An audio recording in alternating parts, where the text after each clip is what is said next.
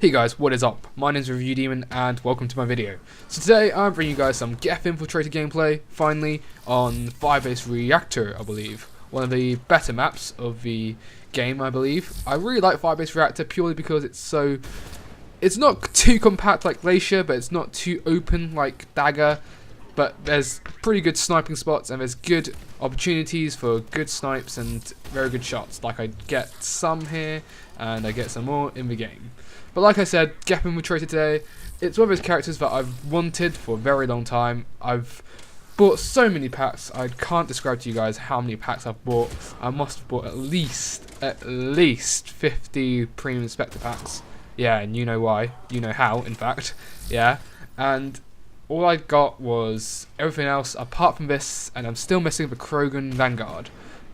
Pretty disappointed about that. I really wanted the Krogan Vanguard, but hopefully I'll get it soon. I still haven't got it as of today, and this gameplay was ages ago. So, pretty upset about that. But back to Geth Infiltrator. So like I said, it's one of those characters I've really wanted, and there's quite good reasons for it. The Hunter mode is a very cool thing. I mean, the Geth Engineer has it as well, I believe. Hunter mode, yeah, it does. I'm pretty sure it does, because I have a Geth Engineer. And although it's an engineer, the Hunter mode, I just feel that Hunter mode and Geth Engineer doesn't work as well as Hunter mode and Infiltrator. Because when you're an Infiltrator and you can Cloak and go Hunter mode, you can just sneak around and melee them or snipe them or shotgun them or whatever. But with an Engineer, it's more about the offensive tactics, and Hunter mode doesn't really help with the offensive tactics in my opinion, because you're not really out there to get kills, you're really out there to help distract the enemy from the teammates, to tackle all the turrets, to tackle all the mechs. And so I don't really feel as if the Geth Engineer has as much potential as the Geth Infiltrator does. So that's why I'm playing as Geth Infiltrator today and not the Geth Engineer. So with the Geth Infiltrator, my build is more of a melee kind of build, because Geth Infiltrator has a very good melee. If you think about it, the Geth has that really weird radius melee like the Asari does, and so you can take full advantage of that and build a melee class for it. And what's better is you can go Cloak like I do many times in the video, and you can go up behind people and just melee the shit out of them, and by the time they've stopped staggering and stand back up and about to kill you, you would have killed them by then. So it's very cool, very good build if you focus more towards melee.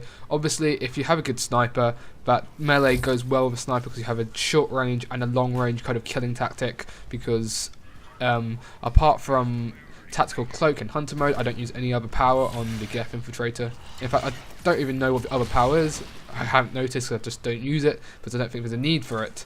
The Tactical Cloak and Hunter mode is all you need for the Geth Infiltrator in my opinion. It's a very cool thing. So just enjoy some gameplay here. Obviously I go down a few times. It's not a perfect class, and obviously I'm a shit player as well, so that doesn't really help. But when you're with a Geth Infiltrator, it is pretty easy to go around getting the kills. You can just go around Tactical Cloak like I said and snipe, and especially if you've got that power on Tactical Cloak where you make your snipers stronger and you make more weapon damage, it really helps. I'm using a Widow right now, but if I use a Javelin I will get a damage bonus purely because of the fact that it's a Geth weapon, but for some reason I don't really like the Javelin. Not to mention my Javelin's on 1 and my Widow's on 10, so obviously I'll use my Javelin. Oh, and better news, I've also got the Black Widow now. You know, finally. I finally got the Black Widow. It's on Black Widow 1, but still, I love it. If you guys have a Black Widow, I definitely recommend using it. The damage is nowhere near as strong as the normal Widow. I believe the normal Widow 1 has a damage of 600 and something, and the Black Widow 1 has a damage of 400 and something.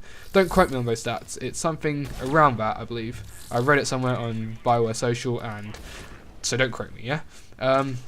Yeah, so like I said, Black Widow and Geth Infiltrator, very good killing opportunity. You can just snipe them off, and if you don't kill them in one shot, you can snipe them all again. And because of the Tactical Cloak, you can carry on sniping them and just not give two shits about what the enemy does.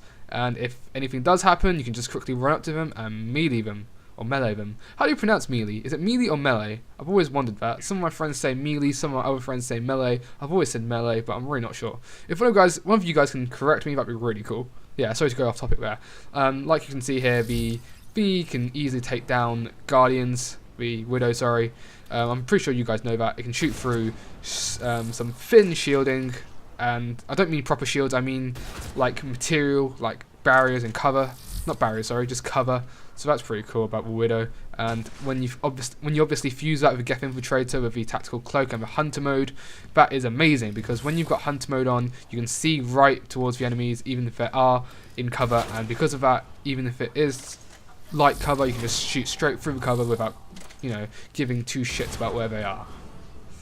Obviously, you've still got to watch out for Atlases and other shit in Cerberus, because Atlases can always still fuck you up, because you are on a really low health when you play as a Geth Infiltrator.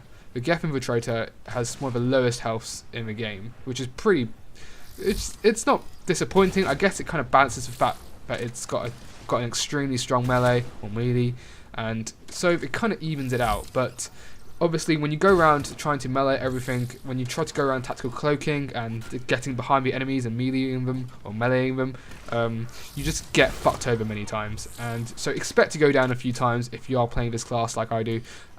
Obviously, this is a big map, Fire-Based Reactor. Well, it's a relatively big map, and so I don't really go around meleeing that much. I usually melee when I'm really up close to enemies, and it's just easier than firing a sniper.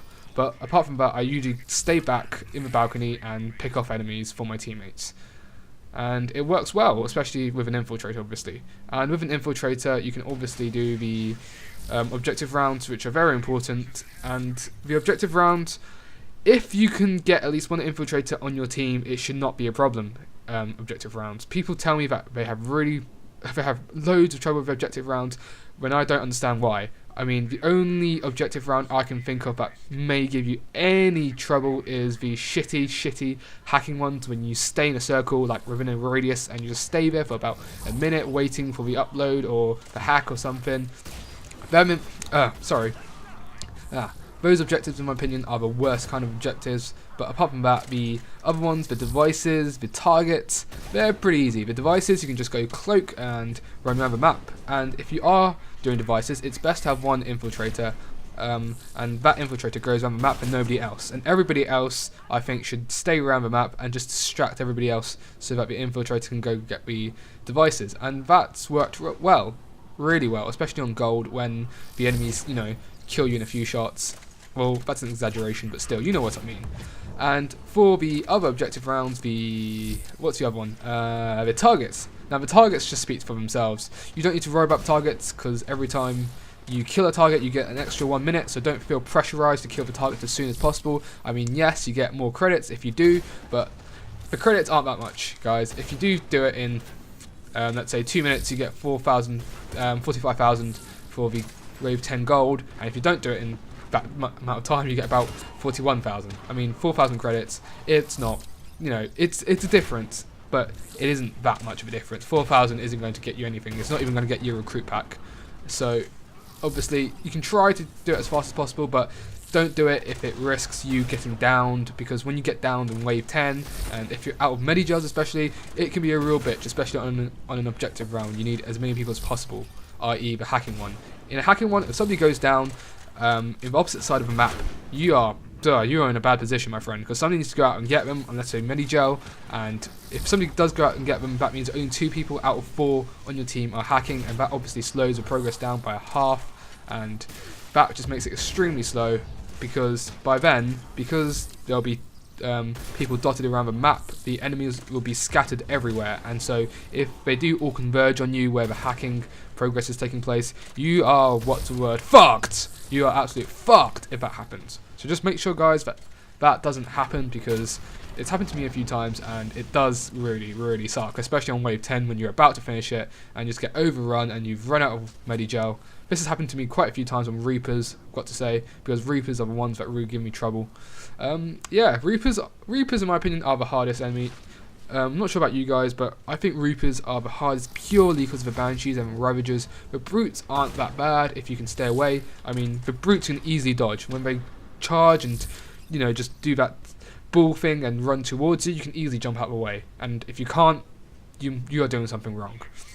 You can easily do that, but with Banshees, that's a different problem, especially if you're playing a close-up class like a Krogan, where you go up and shotgun them or melee them. The Banshees can be a real big problem. especially when they one-hit kill you, obviously. And even if they do one-hit kill you, your teammates do have a little time to rescue you, that is, to get a missile out and shoot them, but by the time they see you getting picked up a Banshee, and by the time they fire their rocket, it'll be too late. I promise you guys. So if loads of Banshees come in, don't be hesitant, just missile them. Don't even think twice about wasting your missiles, just use them. Your missiles are the missiles are the best equipment in the multiplayer. I think, yeah, definitely the best equipment. The thermal clips are probably the shittest, but still, the missiles, use. I can't emphasize this enough, guys. Use the missiles. Whatever class you are, especially if you're an infiltrator like I am, the missiles are extremely good. You can infiltrate, you can do tac cloak, you can go invisible, and you can go right in the center of loads of enemies, and you can just fire a missile at the floor. It works absolutely amazing, especially against Atlases when they are slow and they're all cluttered up. So on Fire-Based Reactor, in the middle part where the massive chamber thing is, there usually are a few Atlases, usually about 2, cluttered up with a few Phantoms. And what I like to do is just go invisible, go in the center and put a rocket in the floor, and it just fucks the entire place up, and you get a kill streak reward, and you get hell loads of points. And in the end, points is what matters on this game, isn't it? Right? Yeah, I'm joking about that, but still, you know what I mean. Okay, so what else do I want to talk about? Oh yeah, Phantoms. Phantoms, not a problem, especially if you're an infiltrator. That's why I love infiltrators so much. If you've seen most of my videos, you'll see that I'm usually an infiltrator, partly because I think infiltrators are the most amazing class, especially the Quarian infiltrator. Not because it's good, but because I love tally in the game, and therefore I love Quarian infiltrators. But yes, like I said, infiltrators are really good against Phantoms, because if you have the right build where you have all the weapon damages, you have all the headshot damages, you can easily two-shot a Phantom with a Widow 10, which is what I usually do. As you can see here, I I two-shot Nemesis pretty easily, one in the head and one in the body, and that usually gets them down every time. So that's pretty cool, especially because Phantoms turn invisible, but it doesn't matter to you because you've got Hunter mode on.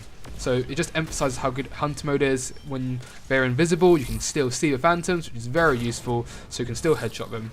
I mean, they are highlighted in red, guys, when you're in Hunter mode, so you should have no excuse missing the Phantoms. I mean, if you miss once or twice, then yeah, fair play, but if you miss more than twice in a row, you've got to sort it out, guys. But like I said, but that said, I do miss quite a few times, especially when I'm sniping. I'm not that good of a sniper, I just enjoy sniping. I really like the fact with snipers that you can kill something from that far away and not even be seen. I love that about snipers. And some more enemies here to kill. So you can just see how good the Geth Infiltrator is. I mean, I just keep on tactical cloaking because that gives me a weapon damage every time I shoot my Widow. And by the time I've shot my Widow, the recharge time would have already died down, and I can just cloak again, which is a pretty good tactic, especially when you're up against Phantoms, like I said, because with Phantoms, it's best to go invisible. It really is, because they don't see you and they won't go for you. Just stay out of the way with Phantoms and try to kill them from far away. Like I said, 2 headshots. I'm saying like I said a lot, sorry guys. But with 2 headshots, Phantoms easily go down. They really do. I promise you guys, they really do. So just try to keep a lookout for that. Try to headshot Phantoms. In fact, try to headshot everything.